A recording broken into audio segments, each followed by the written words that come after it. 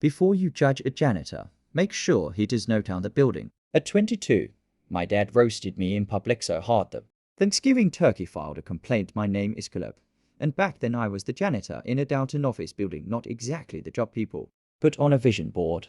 But it paid bills without selling my soul on clearance, and weirdly enough, IWA's proud of it. I like the quiet mornings, the routine, and that tiny superior feeling of leaving a place cleaner than I found it. I wasn't lazy, and I wasn't wandering around like a lost shopping cart. I was saving money slowly, carefully, building a plan so quietly nobody in my family even bothered to ask what I was doing. But told me father, my mop was basically a clown horn, and my paycheck was the family shame trophy. My older brother Mason worked at a finance firm, wore suits like armor, and flashed his company card like it could summon a yacht. My sister Leah married into money and curated social media posts so perfect, even her salad looked sponsored. They were the golden children, shiny, spotless, and probably laminated exactly the kind of people Dad loved to toast when there was an audience and free wine. That Thanksgiving was when I learned I wasn't the black sheep. I was the invisible sheep holding a broom. It was the usual large extended gathering at my parents'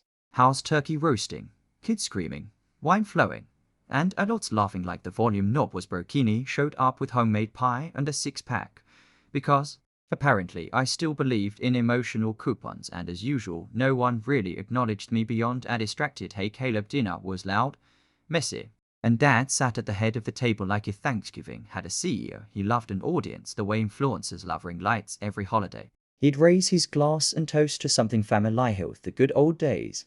But this time, he went off script and straight into villain monologue mode to the kids who actually made something of themselves. He said, grinning at Mason and Leah, to hard work that actually goes somewhere, and to never ending up cleaning toilets for a living. Remember the pause after he said it? Everyone gave that nervous little laugh people do when a joke just committed a crime. Mason smirked, because of course Captain Spreadsheet had to enjoy the show, and clinked his glass with Dad's. Leah pretended not to hear, but her husband let out a snort and muttered something under his breath. I didn't say anything. I didn't even finish my food. I stood up quietly, left the pie on the counter, and walked out the front door. Nobody followed me. Nobody called. Not that night, not the next day. That moment stuck with Melik, a shot of glass buried too deep to pull out. It wasn't just what he said, it was the way he said it, like I was a disappointment he had to laugh off to make himself feel better, like my life, my choices, my path were just garbage to be swept under the rug. But what they didn't know, what they never bothered to ask, was that the janitor job was never supposed to be the whole story. I had been working nights while taking online business courses. I was learning everything I could about commercial real estate, maintenance, building codes, contracts, zoning laws. Every paycheck I earned from scrubbing toilets and mopping floors went into a savings account that I treated like sacred ground. I had built a timeline, a vision. I wasn't going to be a janitor forever. I just didn't feel the need to broadcast it. Over the years, he showed up to fewer and fewer family gatherings. The invites started feeling more like formalities. Anyway, mass texts with no warmth behind them. And he didn't mind. I was busy building something real. I bought my first small office building at 26. It was a rundown property, North Industrial, edge of town, leaky pipes, outdated wiring, the whole 9 yards. But I fixed it. I managed to clean up myself. I put in new systems, got it up to code, brought in tenants, and within a year I was already seeing a return. It wasn't glamorous, but it was mine. By the time I was 30, I owned 3 buildings and had just started my own property management company. I had a term contractors I trusted, a lawyer on retainer, and a portfolio that was growing faster than I'd ever imagined. I still dressed simply. I didn't post about it. I wasn't trying to prove anything, but I never forgot that Thanksgiving toast, not once. It wasn't until a couple years later that I saw him again in person, not at a family event, not at an author holiday dinner, but sitting outside my office building in the rain, in a wrinkled shirt, holding a manila folder in his lap like it contained the last scraps of his dignity. At first, I didn't recognize him. He'd aged badly. His hair was thinner, his posture hunched. The man who used to fill a room with his voice now looked small. He didn't seem approached, just kept staring at the glass doors like he was unsure if he should even go in. When he finally did look up, our eyes met, and the look on his face, it said everything he knew. But before I say what he wanted, before I explain how it got to that point, you need to understand just how deep the rift in our family ran, how my father's ego, his pride, his need to humiliate and control tore through the years like a slow burning fuse. Because that Thanksgiving Toast was just the beginning. The real phallus started, after that one choice, one snub, one insult at a time, until it all came crumbling down. I didn't stop speaking to my family altogether after that Thanksgiving toast, but something in me shifted. It became quiet, more guarded. Phone calls felt more like obligations than conversations. I kept them short, polite, distant. My siblings didn't notice, my dad certainly didn't, and my mom had mastered the Olympic sport of looking away. Over the next couple of years, the pattern only hardened. Every familiar gathering became the same tired sitcom, minus the laugh track, and plus my blood pressure. Mason would talk about promotions and bonuses like he personally invented capitalism, and Dad would nod with pride, throwing out lines like "that's how you build a future," or "now that's a man with direction." Leah would flash private school photos like tiny tuition receipts in blazers, her husband chiming in with stories about ski trips and backyard renovations. They all talked over each other like the spotlight came with prize money. Me, I sat there sipping water and using fewer words than a fortune cookie, waiting for an excuse to leave. The real breaking point didn't come all at once. It started with little things, tiny cutting remarks Dad couldn't help but throw my way. Still mopping floors, "Caleb, if you'd follow Edmerson's lead, maybe you'd have a corner of his binno. Don't worry, we all bloom in our own way. Some flowers just need a calendar reminder." He never asked what I was doing with my time, never asked about my buildings, my tenants, or how I quietly went from one property to three while they were busy roasting my mop. And I never told him. It wasn't out of pride, it was out of exhaustion. Why share the truth with people who treat facts like optional toppings? Mom would try to smooth things over with tight smiles and weak chuckles, offering me extra pie, asking if I needed leftovers, as if that somehow made up for being treated like the family footnote in size 8 font. I might have let it all slide forever. Honestly, I'd been conditioned since I was a teenager to just take the jabs, nod, and swallow my anger. But then came Leah's birthday dinner, also known as the annual Champagne Olympics. She was turning 35, and her husband rented out a private dining room at one of those restaurants where the menu has more adjectives than actual food. Everyone was dressed like the valet might judge their tax bracket. Leah in a gold wrap dress, Mason in a navy suit. Even Mom and Dad looked polished, like they were prepping for a photo shoot. I wore a clean button down and slacks, nothing flashy, just enough to look respectable.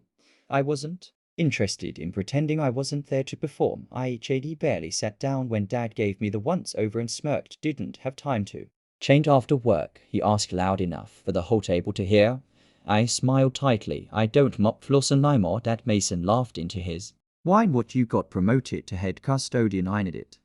I didn't want to give them the satisfaction, but Leah was always sharper than she let on. So what do you actually do, Caleb? She asked sweetly, cutting her steak with surgical precision. You're always so mysterious. You come and go, never post anything, don't show up to half the family stuff. I shrugged. I've been busy doing what. Mason pressed. I mean, it's fine if you're just keeping it simple. Not everyone wants the stress of a real career. And that's when Dad chimed in again, this time lifting his glass to Caleb. He said, the smirk returning, the most consistent one in the family. Still grounded, still humble, still underemployed. Everyone looked at Devon Mom. Though she looked uncomfortable, it was like they couldn't help themselves, like bullying me had become a tradition. I stood up, not dramatically, just calmly. I looked at each of them in turn, and for the first time in years, I said exactly what I was thinking. You now, what's funny? You all talk so much, but none of you ever ask questions you actually want answers to. That shut 'em up for a moment at least. I own 3 commercial properties. I continued, imminent them myself. I built a company from the ground up with no loans, no help, and no handouts. I didn't tell you because I didn't need your approval, and I sure as hell didn't want your advice. I left my napkin on the table and walked out before anyone could speak. No yelling, no dramatics, just quiet clean detachment. For a week I didn't hear from any of them. Then I got a text from Mom. Maybe don't go the Esnes at your sister's dinner. It was supposed to be a celebration, that was all she said. No apology, no acknowledgement, just another slap wrapped in fake concern. So I stopped replying, stopped showing up. I skipped the next Thanksgiving entirely, went on a weekend trip to mountains instead. Snow, silence, peace. It was the first holiday I actually enjoyed in years. But the silence from my family didn't last. 6 months later, Mason called me out of the blue. Hey, he said, sounding unusually stiff. I was wondering if you could meet for lunch somewhere quiet. I was suspicious immediately. Mason never wanted anything that didn't benefit him. What's going on? I asked. It's about that. He said he didn't want me to say anything, but he got let go. Company restructuring. He's having trouble finding new work. I blinked. That man had been bragging about his job security since I was a kid, so I said he's struggling when mom's worried he's not talking to anyone, just sits around the house all day. He's applied to places, but no bites. It's been months. I could hear the hesitation in Mason's voice, the careful way he was building up to something. He saw your name on a building downtown, definitely said one of your tenants. Mentioned you in passing. He was surprised, and then he asked me if I thought you were hiring. I said nothing. Look, Mason said, I am not saying you owe him anything, but maybe just talk to him, even if it's not a job, maybe a referencia, something he's proud of. Okay.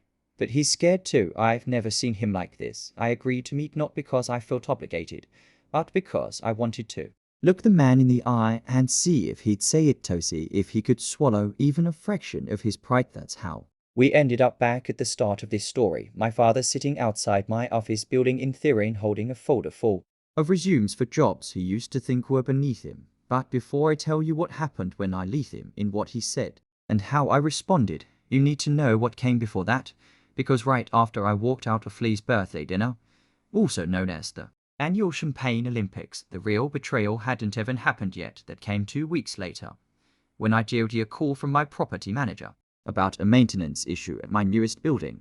Thinking that smelled less like bad luck and more like somebody touched things, a leaking pipe, a busted lock, and a broken HVAC unit in 1 week, because apparently my building had joined a drama club, things that had just been inspected, things that should not have failed unless karma had Wi-Fi, and then a call from my bank asking if I'd authorized a series of refund requests and cancelled payments from one of my business accounts I hadn't, which led me to check the internal admin software we used for building operations, which led me to see who had logged in remotely, which led me to one very unexpected email address, an old family email address one dad used to have when he helped Mason set up a small investment site. Sago somehow, someway he had gotten into my business systems access enough to sabotage the operations, and when I traced the IP, there was no mistake. It came from my parents' house, and that is when this stopped being family drama and became a full season finale. It did not sleep the night. I confirmed the sabotage came from my parents' house. I just sat there, swallowing words that suddenly tasted licorice in the dark, staring at my laptop. The laptop glow lighting my room like a very depressing crime documentary. The email address, the trace, the system logs, it was all right there. My father had not only disrespected me for years, notably belittled every choice I'd made, but now he'd actively tried to ruin what I built. At first, I didn't want to believe it. I went back and forth with myself. Maybe it was a mistake, maybe it was Mason, maybe the IP was spoofed, maybe someone else used the network. IWAs grasping at anything that would let me avoid the truth, but deep down, I knew it made too much sense. The timing, their precision, the way everything had hit at once like dominoes falling. My father didn't understand much about modern systems, but he wasn't dumb. He was a man who'd once managed an entire department run audit and old accounts. He knew how to mess with logistics. He just never used that knowledge against me before, until now. I tried to confront it rationally. I took screenshots, I documented the time stamps, I put security camera footage from the offices to show who hadn't been there when the maintenance requests were logged or accounts assessed. I built a quiet case, not for a lawsuit, at least not yet, but for myself to confirm that I wasn't imagining things, that the betrayal was real. But even knowing the fact didn't make it less. I was hollow for weeks, went through the motions, nodded through meetings, signed papers without reading them twice. My assistant Lila noticed first. She kept asking if I was okay offering to take things off my plate, but I just told her I was tired. She didn't press. She was good like that, knew how to give space without leaving me alone. The real blow didn't come from the sabotage itself. It came when I finally drove to my parents' house and walked in unannounced. MOM was in the kitchen frosting cupcakes like it was any other Tuesday. She blinked at me surprised, but smiled. Caleb, sweetie, you didn't say you were stopping by. Want coffee? Where's Dad? I asked it flatly. Her smile faded. He's in Thiggeridge. What? I didn't answer. I just walked past her through the living room, past the old pictures of Mason's graduation and Leah's wedding. There were no pictures of me on fuels when I opened the garage door. He was sitting at the workbench sorting through a box of old tools like he was waiting for someone. Toned him. He looked up startled, and his face stiffened. Didn't expect to see you, Harry, he said. I held up the folder I'd brought with Mainside with the printouts of the logs, the traces, the screenshots. I handed them to him in silence. He took one look and scoffed. You Camille the way here for this? He asked. I waited. He set the papers down on the bench like they bored him. So what if I looked into your Little business thought maybe if you were serious about growing, you could use some structure. Your systems are a mess, Caleb. You're running it like a janitor. My mouth went dry. You access my account, you triggered false work orders. You tried to tank in confidence. He shrugged. I was testing your setup. You're the one who's always so sensitive. I stared at him, disbelief flooding every cell in me. But you really think this is your version of help? I think you spent too long thinking small. I thought if you saw where the cracks were, you'd wake up and finally let someone with experience help you run things. I laughed, not because it was funny, but because it was so insane, so self-righteous that laughter was the only thing between me and screaming. You didn't help. You sabotaged. You humiliated me in front of the family. And now you break into my systems, and you call it help? I built a career from scratch, Caleb. He snapped. I know how Torino and Operation You lucked into some property and suddenly think you're a mogul. Lucked into it, I whispered. He stood up, towering over the bench, now his eyes flashing. You're not special, son. You're just bitter because your brother passed you by. You always have been. I didn't respond. I didn't argue. I just turned around, walked out, got in my car, and drove away before my mouth ruined my future. That was the last time I spoke to my father face to face for almost 2 years. I wish I could say I instantly turned rage into fuel and built an empire overnight. But life is not a motivational poster with abs. For the first time since I was 17, I seriously consider quitting, selling the buildings, walking away, finding something smaller, quieter, something that would not make me a target in my own family circus, something that wouldn't make me question every choice I'd ever made. But I didn't, because 2 weeks after that confrontation, one of my longest tenured tenants, a pediatric clinic, called me personally. The HVAC unit we thought had been wrecked by the sabotage. I paid to replace it quickly. No drama, no delays, just did the job. And the clinic director wanted me to know how much she appreciated it. You're one of the best building owners we've worked with, she told me. The last guy ignored everything. You show up, you care, and that sentence stuck to me harder than gum under a church pew. I cared. Even when the people who should have clapped were busy throwing tomatoes, even when my family mocked, made at me, tried to tear me down. I cared about my work, about my tenants, about spaces I was building and maintaining. That meant something, so I poured myself into the business, not with blind anger, but with cold, caffeinated intention. I upgraded security systems, hired an IT consultant to review every vulnerability. I rebuilt the backend with layered permissions and two-factor authentication, also known as that, proving, updated the tenant portal, and created new subs for maintenance teams. I cleaned house top to bottom, then he expanded, bought a 4th property, then a 5th, opened a CEO working space in an abandoned mid-rise, hired a small team of local contractors full-time, gave them benefits, holiday pie, and real respect, something most landlords never even considered. I didn't just want to grow.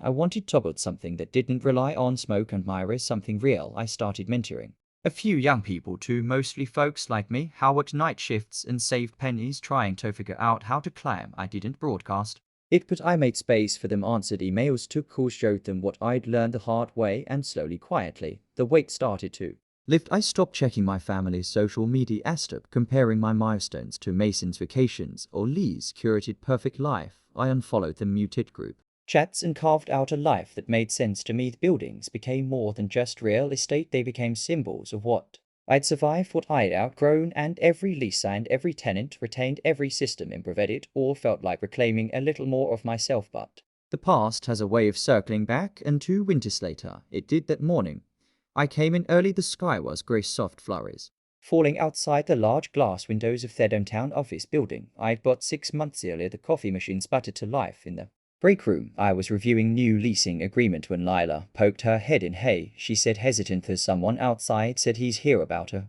job. I looked up, confused. To walk in, she nodded back. Caleb, it's your father. I froze, then stood, walked toward lobby windows, and there he was. Same man, same cold smirk softened by years of wear, holding a folder, standing in the snow. I didn't have anywhere else to go. He'd returned, but this time he wasn't there to gloat. He was there to ask for something, and I hadn't yet decided if I was going to give it to him. I didn't go out to greet him right away. Instead, I stood there behind tinted glass, arms crossed, watching my father shift his weight from one foot to the other as snow began to collect on his shoulders. He looked smaller somehow, like someone had let the air out of him, not just older, diminished. The confident, commanding man who used to toast over turkey and belittle me with a smile was now just cold, waiting, hoping, and yet I felt nothing, no satisfaction, no anger, no urge to gloat, just a strange Heavy stillness like the silence before a storm you already know is coming. I turned to Lila. Don't leave him in yet. Her eyes widened. Ah. You sure? Yeah. Let him wait a bit.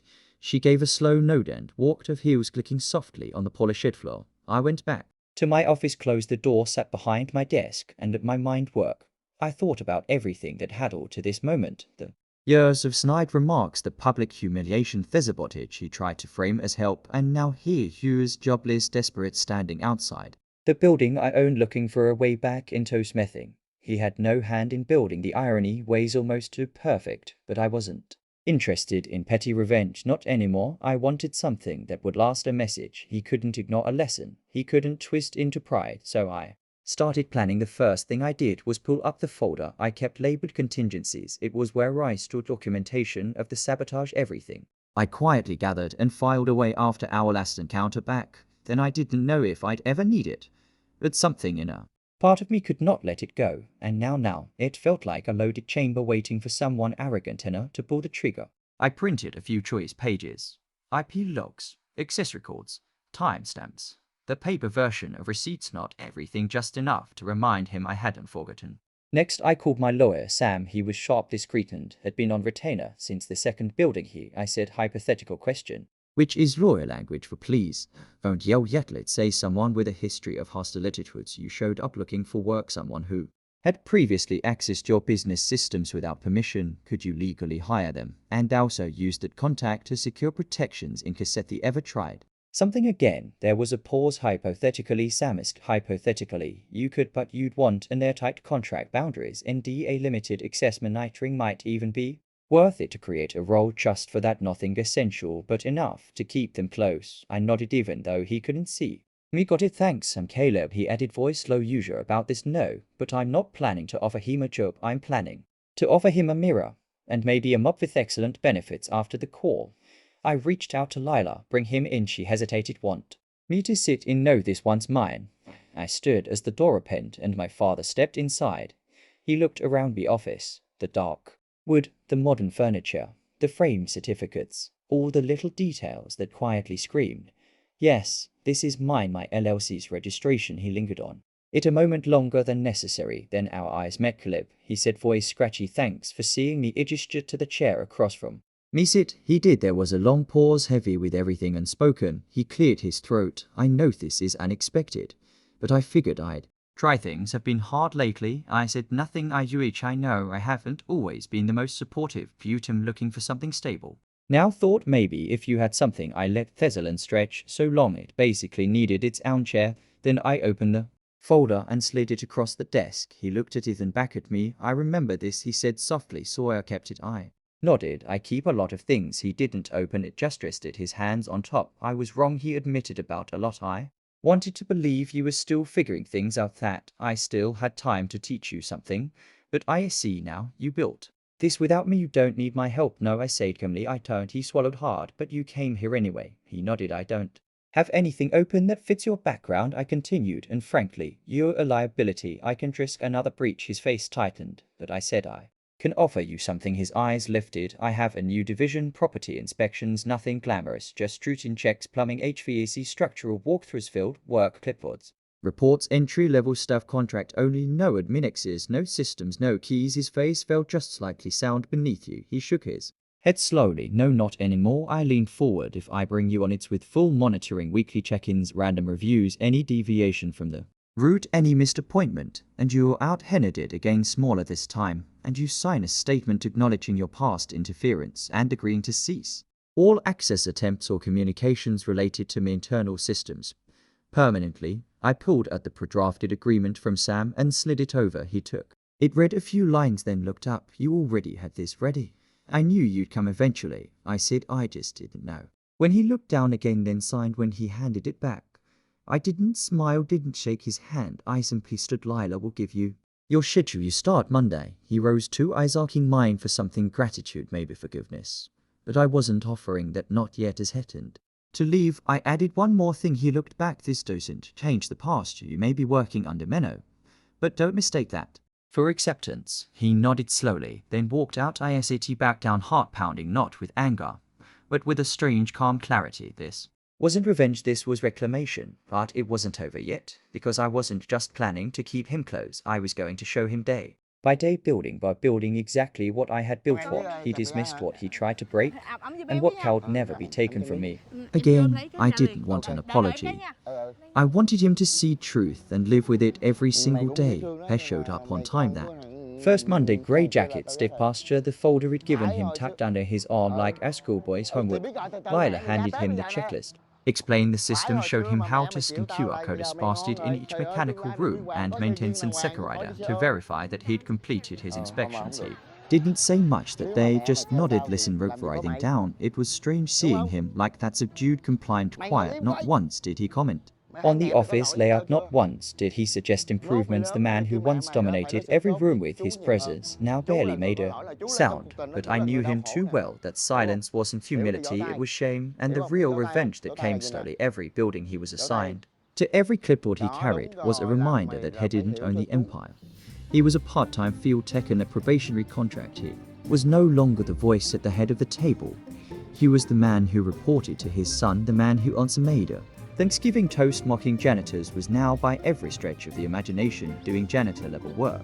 And yes, under strict surveillance, the system I put in place didn't leave room for excuses. Every entry point had a camera, every kiosk and recorded at him a stamp, every tenant could leave feedback, and I made sure his schedule included the very building he drove past and mocked me for that dumb downtown, as he used to call it, the one I had flipped into a CU working hub, now full of freelancers, startups and local newsrooms. A building where once a week, he now had to check the boiler room, wipe ceiling grates, log airflow reports, and get personally acquainted with humility. I never humiliated him in public. I never raised my voice. I did not have to. I let silence speak, and I let routine.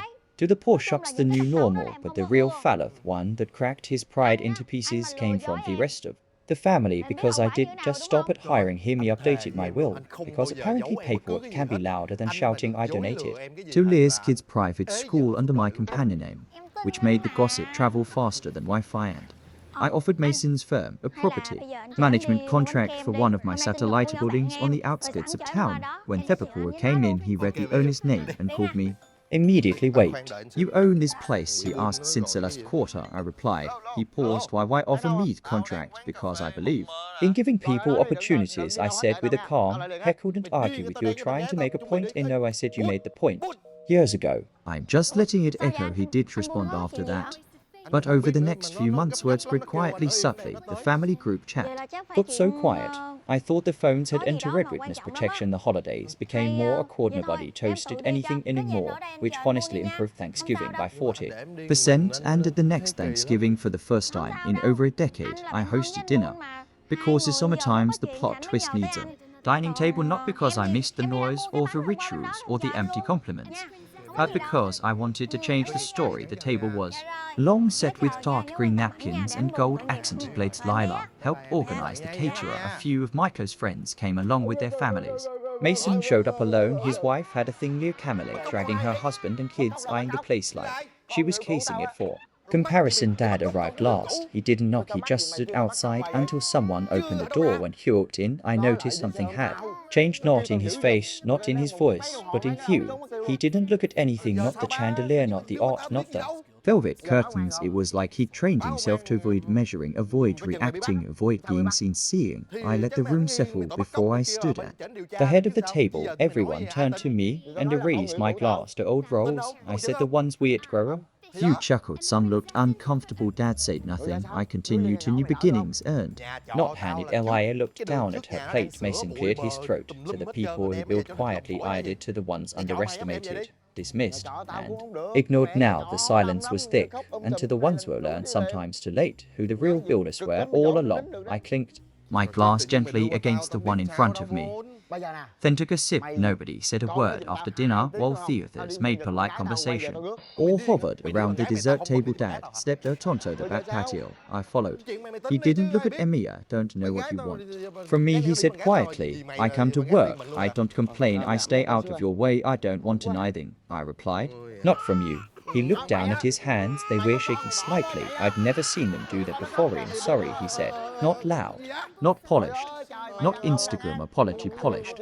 Butriel, and I nodded okay. We stood there for a while just breathing in the cold air. He didn't ask for more, I didn't offer. But when he came to work that Monday, he was 15 minutes early and has stayed late months past then. A year his contract ended, but I extended it. Slightly better pay. Same role, he never asked for more, never overstepped something in him. Had settled, not submission, exactly, just reality, and over time, the tension eased, we never became close. No big father-son movie scene, no magical catch in golden sunlight, but one day, I saw him pause in the lobby of one of my buildings, look up at the company logo on the wall and nod to himself. It was barely a gesture, but it was enough. He knew in Thiffinal peace of revenge was realizing I no longer needed Revengeth power he held over me for decades. His Aprovalis recognition, his validation was gone now. Took it back, not by force, but by making it impossible to ignore my revenge. It was not making him suffer. It was making him see, and he did every single day until the end. And the last words he ever spoke to me were these: "You built something I could not even imagine."